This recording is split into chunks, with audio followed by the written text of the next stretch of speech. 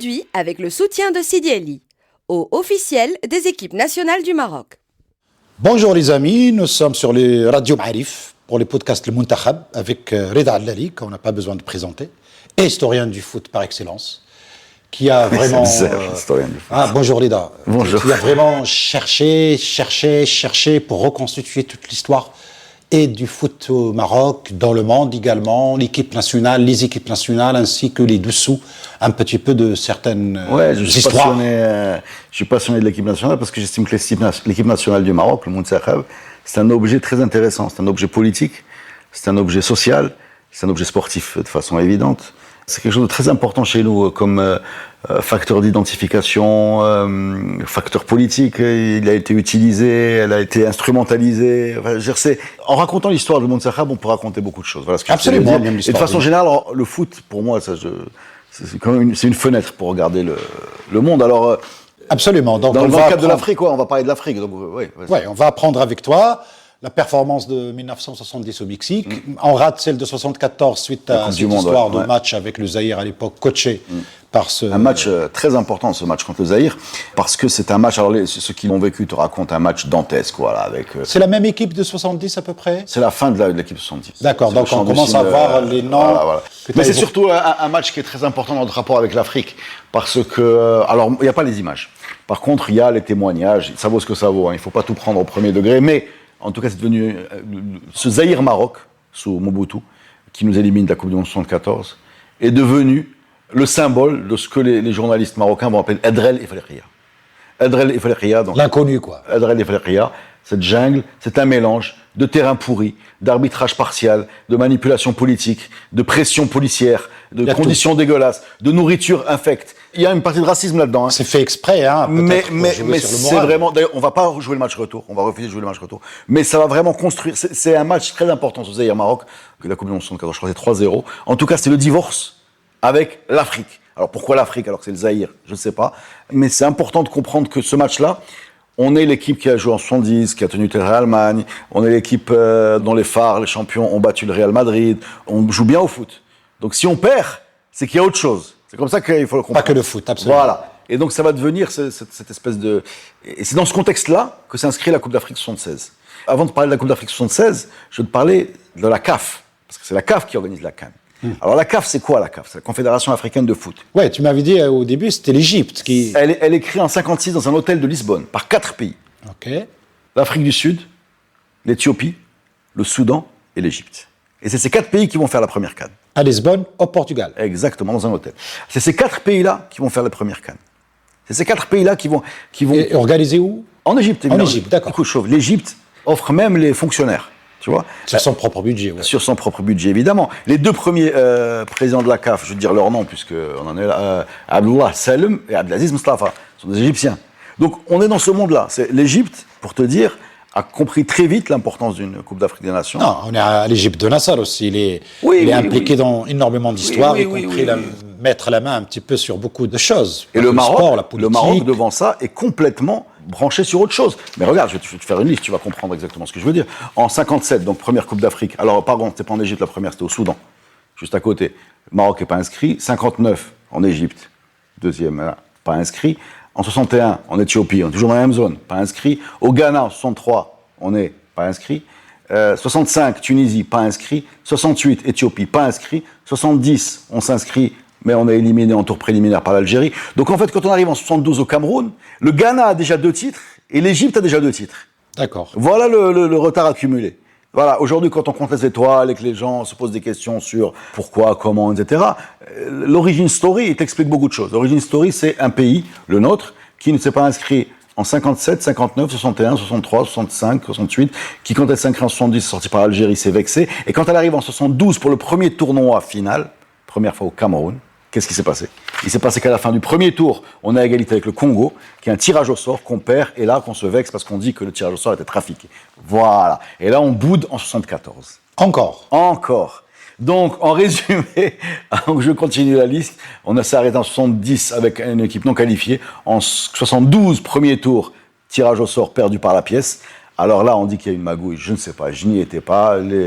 Certains témoignages disent que c'est la même histoire que les Tunisiens racontent sur la Ça se pièce. passait sur le terrain ou dans des bureaux aussi? Celle-là, elle s'est passée, non, justement, celle-là, elle s'est passée à l'hôtel. Il paraît que quand les Marocains sont arrivés, on leur a dit vous avez perdu. Ça, c'est, On a tiré au sort en leur absence. voilà. Ok. Ça, c'est la seule version que j'ai, c'est la version marocaine. C'est comme quand on demande aux Tunisiens la fameuse pièce de Palerme et de Marseille, ils t'ont dit là on a gagné,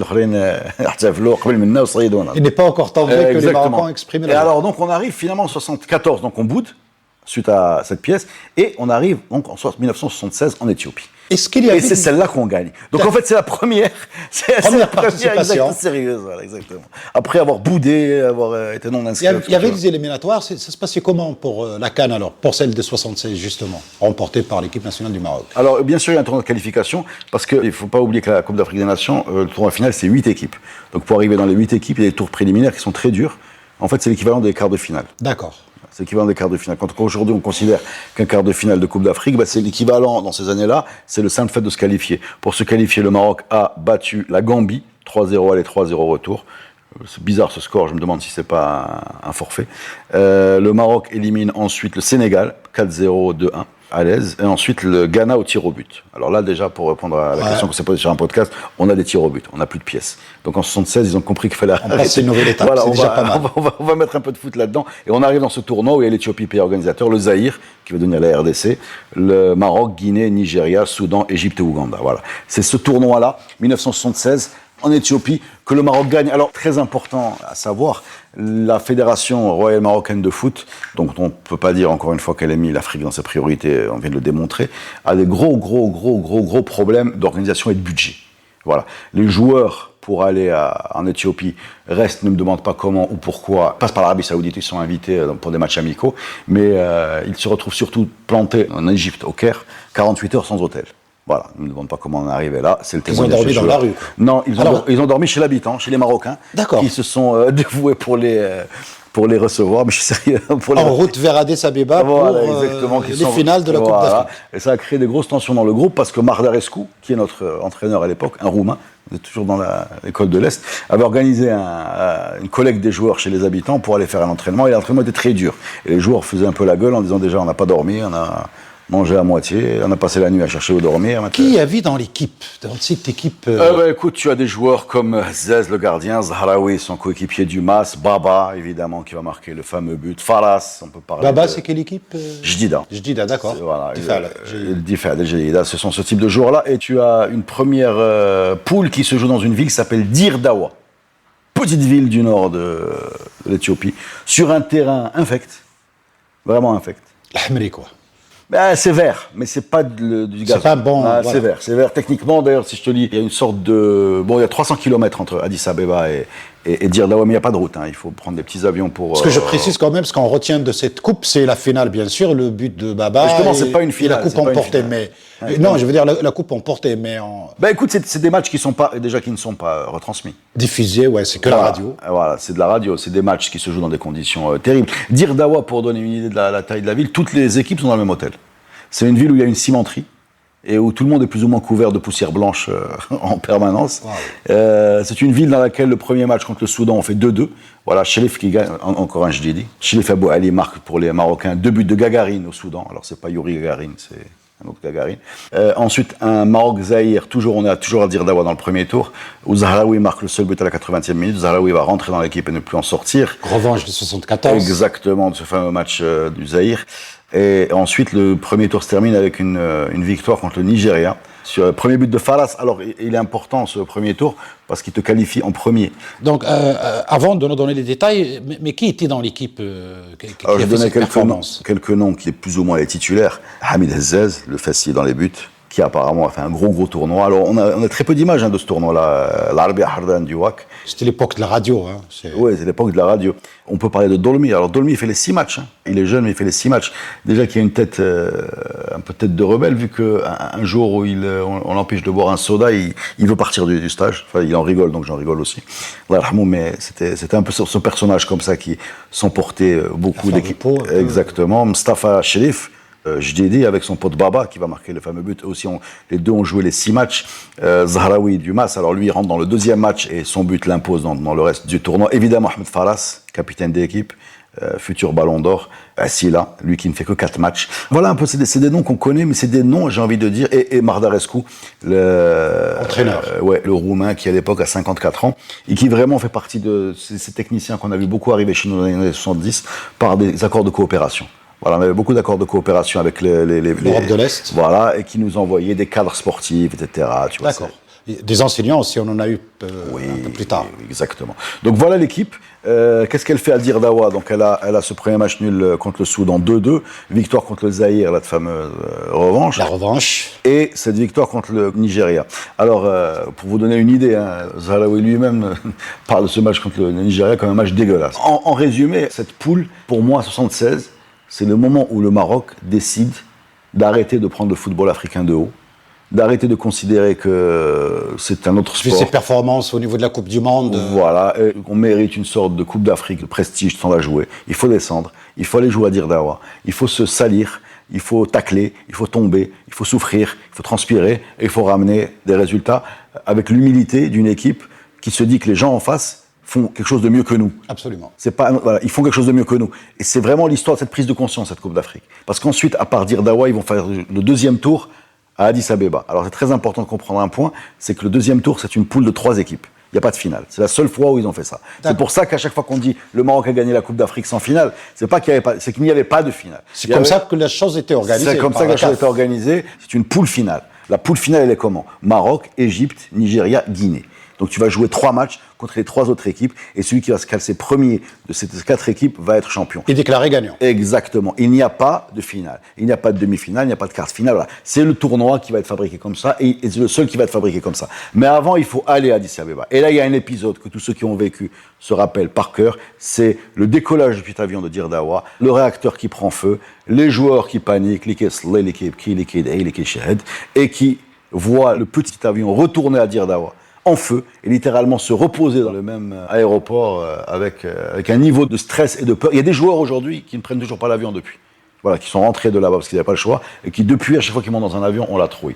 Ensuite, il y a des grandes négociations avec l'ambassadeur du Maroc, à qui ils expliquent qu'ils ne vont pas monter dans le nouvel avion, qu'il faut leur envoyer un transport terrestre. Le transport terrestre, c'est pas possible. Un grand avion, c'est pas possible parce que la piste de Dirdawa ne peut pas encaisser ça. Voilà, ils vont finir par arriver avec... voilà. Et c'est déjà le parcours chaotique, l'Arabie Saoudite, l'Égypte chez les habitants. Chez l'habitant, le match, le premier tour à Dirdawa. C'est un exploit, dis donc. C'est un exploit. Alors, à Addis Abeba, l'ambiance, elle change, puisque l'OUA a organisé son sommet. Donc il y a beaucoup de chefs d'État, beaucoup de délégations. En même temps, pendant la pendant la Coupe compétition. d'Afrique. Voilà. L'Éthiopie a fait une CAN et un sommet de chefs d'État d'Afrique. Exactement. Dans cette poule finale, cette fameuse poule finale, le Maroc commence par battre l'Égypte 2-1. D'accord. Voilà, encore Zahraoui qui marque et Faras. Battre le Nigeria 2-1. Mais se trouve encore sous la menace de la Guinée. Parce que la Guinée, si elle bat le Maroc, elle va passer première de la poule. Et c'est là où il y a le fameux 1-1 Maroc-Guinée. Alors c'est Chérif Souleymane qui marque le premier but pour la Guinée, et l'égalisation de Baba qui arrive sur un tir de très loin qui a atteint le titre un peu mythologique de but de Baba, parce que il est arrivé tard, parce qu'il est arrivé de loin, parce qu'il est arrivé par un défenseur. Voilà, parce qu'il est arrivé pour égaliser. C'est comme ça que le Maroc gagne cette Coupe d'Afrique. Les gens, la plupart des gens l'ont vu. Si vous allez maintenant à Jdida, vous allez entendre cette histoire de Baba qu'il a raconté beaucoup, qui est fatigué de la raconter. C'est comme ça que le Maroc gagne sa Coupe d'Afrique. C'est comme ça que le Maroc, en égalisant, garde la première place de la poule et rentre. Comment il rentre d'ailleurs? Ça aussi c'est une aventure, parce qu'on va pas faire bêtement un Addis Abeba, Casablanca ou Rabat. Non, pas du tout. Il faut aller à Rome en vacances, faire des courses, profiter des petites distributions. Exactement. Et à 3h du matin, on les réveille pour leur dire que le roi a envoyé un avion, il faut aller à l'aéroport. Ils arrivent à Casablanca, depuis Noassol jusqu'à la Wilaya. Alors, ce qui est très très important, c'est les primes qu'ils ont reçues. Alors quelles sont les primes reçues pour une Coupe d'Afrique en 1976? Il y a 10 000 dirhams chacun, et un t-shirt de la régie de tabac, un porte-clés et une cartouche de cigarette chacun. Alors la cartouche, la cartouche de cigarette, ça faisait partie des cadeaux à l'époque. Mais oui, c'était la mode. Mais bien sûr, c'était la mode, c'était la classe. C'était pas encore interdit comment. Mais non seulement c'était pas encore interdit, mais c'était encore le moment où le lobby du tabac nous faisait croire que c'était cool de fumer. C'était le Cowboy Marlboro, c'était il y avait même des publicités dans les stades, partout. Donc. Mais bien sûr. Mais là, en l'occurrence, ils ont reçu leur cartouche chacun, ils ont reçu leur titre. Et chose importante, ils n'avaient pas du tout conscience, parce que je le répète, c'était la 3e ou la 4e participation au Maroc. La première participation aux éliminatoires, c'est 1972, et voilà. Et la 2e, c'est 76. Donc pour vous dire, entre les moments où on boudait et les moments où on n'était pas inscrit, ça a l'air facile. C'est-à-dire que ce n'est qu'avec le recul qu'on a envie de prendre conscience de l'exploit de ces gens-là. Premièrement, ils gagnent une Coupe d'Afrique. Deuxièmement, ils la gagnent dans un pays du Sud. Il y a très peu d'équipes du Nord qui ont gagné dans les pays du Sud. Pour vous dire une idée, l'Algérie a gagné en Algérie et en Égypte. La Tunisie a gagné en Tunisie. L'Égypte a gagné la moitié de ses CAN en Égypte. Pas uniquement, mais beaucoup en Égypte. Tu vois, il y a beaucoup. C'est très difficile de gagner de l'autre côté du Sahara parce exactement. que les conditions et climatiques et d'organisation voilà, et de jeu. Et là, donc, tu as gagné une Coupe d'Afrique. Tu l'as gagnée vraiment à l'extérieur, pas chez toi, et non même pas dans ta zone géographique. On a vraiment l'impression que c'est, j'ai envie de dire, une évidence. Il y a une fête, mais elle n'est pas excessive. Voilà, c'est bien plus tard que, les Marocains vont faire de cette compétition un objectif. 2, une fois qu'ils auront fait cette compétition un objectif, se rendre compte qu'elle est très difficile à gagner, parce qu'à ce jour, c'est les seuls champions d'Afrique. Absolument. Voilà. Suivi de ce ballon d'or de Faras suite à cette performance, je crois, de l'équipe. Ben non, justement. Alors là, je te contredis, parce que c'est bien ce qui me semblait. En fait, il débarque en Coupe d'Afrique avec ce statut de ballon d'or, titulaire du ballon d'or, qu'il récupère en 75. D'accord, donc déjà l'équipe auréolée d'un ballon d'or qui arrive d'un ballon d'or, donc Abeba, il y a un gros buteur. Il faut quand même, pour terminer, raconter la fin de cette équipe. Il ne se qualifie pas à l'Argentine déjà. Je crois qu'elle se fait éliminer par la Tunisie, mais plus grave que ça, c'est une équipe dont beaucoup de joueurs, au moins en tout cas Faras, Hezzet, ce genre de joueurs-là, vont participer à la catastrophique défaite du Maroc contre l'Algérie en 79. Combien le score? 5-1. Oula. Voilà. Alors ça, c'est lourd pour une équipe avec un traumatisme. Auréolée par son prestige. C'est un traumatisme. C'est un traumatisme parce que... Pourquoi c'est un traumatisme? Parce que déjà, ce match est absurde. Ce 5-1 est absurde. Pourquoi? Parce que ce sont les éliminatoires des Jeux Olympiques de Moscou et le Maroc va boycotter les Jeux Olympiques de Moscou. En plus. Donc à la limite, il aurait pu être éliminé. Mais bon, on peut aussi positiver en se disant que c'est cette défaite-là qui a donné la génération 86. Pour rester sur ce match de 79, c'est un match qui va être surchargé de politique. Eh oui. Tension avec l'Algérie. Tension, ouais. Voilà, le gouvernement qui défile à l'hôtel, dans les vestiaires, les chansons patriotiques, le public. C'est un désastre. C'est un désastre. C'est un désastre. À domicile en plus. À domicile, oui. Attention. Cette Algérie-là est très forte. Cette Algérie-là, c'est l'ossature de celle qui va battre l'Allemagne. En 82 après. Voilà. Tout à fait. Mais à ce moment-là, on voit pas ça. Ouais. On comprend pas ça. On voit pas une équipe en pleine émergence. Là, on voit quoi? On voit le Maroc à domicile contre un voisin, parce qu'il y a des tensions politiques, qui prend une raclée.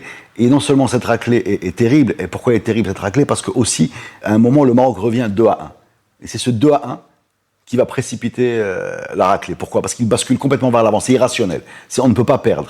C'est pas on va essayer de réduire le score, on va essayer de voir comment ça se passe. Et donc c'est le monde d'attaque et en l'os. Voilà, c'est la panique. C'est la panique qui va avoir des conséquences terribles, puisque la fédération va être dissoute. Et qui va aussi avoir des conséquences, j'ai envie de dire, humaines, puisque j'avais parlé, par exemple, à Hezzez, ce gardien de but mythique du MAS, qui avait été champion d'Afrique et qui avait été écarté suite à ce match 79 où toute l'équipe avait disparu. Il n'y avait que Dolmy qui avait réussi le seul rescapé de cette équipe 79, c'est Dolmy. Oui, parce que Clouseau avait demandé au roi Hassan II, est-ce que je peux construire avec lui? Et il va rester. Mais Hezzez, pour lui, cette surpolitisation de l'événement, cette surcharge émotionnelle, cette presque vengeance sur les joueurs, qui étaient finalement les seuls qui avaient gagné une Coupe d'Afrique, c'est pour lui un signe de sous-développement. C'est comme ça qu'il en parlait. Il prenait l'exemple du Brésil qui avait perdu, il disait, il n'y a pas de raison, on gagne, on perd, il n'y a pas de raison de venir se défouler. 7-0, je ne sais pas combien, là, contre l'Allemagne, chez eux. À domicile, alors il n'y a pas la tension politique qu'il y avait à l'époque, mais garder le sport dans le monde du sport, c'est en général une bonne idée pour éviter les déconvenus et surtout l'injustice que tu fais subir à une génération qui, avec le recul, t'a ramené une Coupe d'Afrique et qui a fini comme ça dans le chaos. Absolument. Voilà, c'est une troisième lecture des choses en disant cette génération 76, cette Coupe d'Afrique dont on a très peu d'images, cette Coupe d'Afrique qui est le seul moment où le Maroc s'est dit on va se retrousser les manches, on va aller mettre les mains dans le charbon et on va y aller. On va faire des fautes, on va constituer une équipe. On va constituer une équipe, on va se bagarrer, on va monter dans des avions qui prennent feu, on va aller dans des hôtels avec les autres. Voilà, toute cette espèce de manque d'humilité. C'est-à-dire qu'une fois qu'on a tourné cette page-là, eh bien, il y a eu cette Coupe d'Afrique. C'est très important pour moi d'expliquer que c'est plus une question d'attitude que le sport. Voilà. C'était un peu, j'ai envie de dire, la fin de l'arrogance. Voilà. C'est l'équipe qui va briller en 86, qui va passer de nouveau... Non, l'équipe qui va briller en 86, elle va être complètement... parce que cette équipe de 76 est complètement renouvelée après 79. Et donc 86 arrive après le désastre Ouais, en d'Algérie. temps, on a eu la Coupe du Monde en Argentine, c'est la Tunisie qui... Oui, c'est la Tunisie très y aller. important. Exactement, la Sans Tunisie grande performance. qui Par bat... contre- Non, la Tunisie, si Si. je me rappelle bien, bat le Mexique. La Tunisie bat le Mexique, fait match nul avec la RFA. Alors c'est fou la Ah. RFA, ouais, c'est fou Ah. la RFA, parce que cette RFA-là, qui pour les Maghrébins, c'est la RFA, c'est un peu Ouais.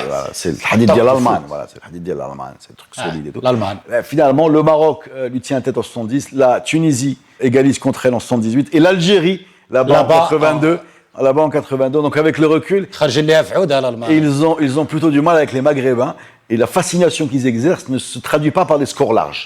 Voilà, on a l'impression qu'on va prendre une raclée, en fait les Maghrébins ne prennent pas une raclée. Voilà, la Tunisie en 78, l'Algérie en 82. et le Cameroun, deux grosses participations. Pourquoi l'Algérie? Parce que l'Algérie gagne l'Allemagne au premier tour, c'est la fameuse Algérie qui nous a battus ici. Et C'est la même, voilà, celle qui a battu C'est le Maroc en exactement, voilà. 79 a battu l'Allemagne. Exactement, avec Blomé, Assad, etc.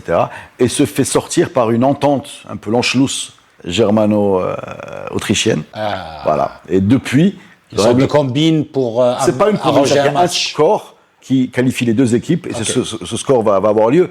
Pour information, depuis le règlement a changé, et les quatre équipes jouent en même temps. Donc c'est C'est difficile. depuis ce match que Oui, monsieur. C'est les- depuis ce match qu'on a estimé qu'on ne pouvait pas faire jouer les équipes les unes après les autres, parce que voilà. Et il y a une deuxième équipe africaine en 82 dont il faut parler, c'est le Cameroun, qui est éliminé après 3 matchs nuls. Voilà. Dans le même groupe que le Cameroun, il y a également l'Italie. Donc c'est une, disons, belle participation africaine en 82, qui va être confirmée par le parcours du Maroc en 86, dans un prochain podcast. Merci Reda, c'est passionnant. J'ignorais énormément de choses sur toute cette histoire rocambolesque de cette équipe qui a remporté la Coupe d'Afrique et qui finit en queue de poisson, très mal, en 79, pour rebondir beaucoup plus tard. As-tu quelque chose à rajouter? Oui, j'ai une petite histoire, la beauté du foot. C'est l'histoire de monsieur Chelif Souleymane, qui est le buteur guinéen qui a marqué contre le Maroc, Oui. à la 33e minute sur le but de Zez, et qui a eu le malheur de voir Baba égaliser et perdre cette, entre guillemets, finale, même si c'était pas une finale. Ce monsieur Chelif Souleymane, un jour, il est de passage avec son club de Oroya Conakry, je ne sais pas s'il était dirigeant ou quelque chose, à Fès, pour jouer contre le Mas. Et c'est là on lui dit, mais c'est la ville de Zez à qui tu as marqué un but. Et il dit, mais comment mène chez ce monsieur Zez, puisque j'ai envie de le voir. Et il débarque comme ça. Donc Zez raconte qu'un jour, il rentre chez lui et il voit Chelif Souleymane, il appelle Zahraoui et ils déjeunent ensemble. Et il en parle que très très bon moment de partage footballistique des années et des années après cette finale. Ce bonhomme-là, un jour, a sonné chez lui. C'est extraordinaire, c'est fair Voilà. play, mais c'est ça le foot aussi. Cette amitié qui est née entre les adversaires et le beau geste de chercher un petit peu Son adversaire, son exactement. adversaire pour manger ensemble et se rappeler les bonnes choses. Eh ben merci pour cette histoire, Reda Allali. Merci à vous. Au prochain podcast.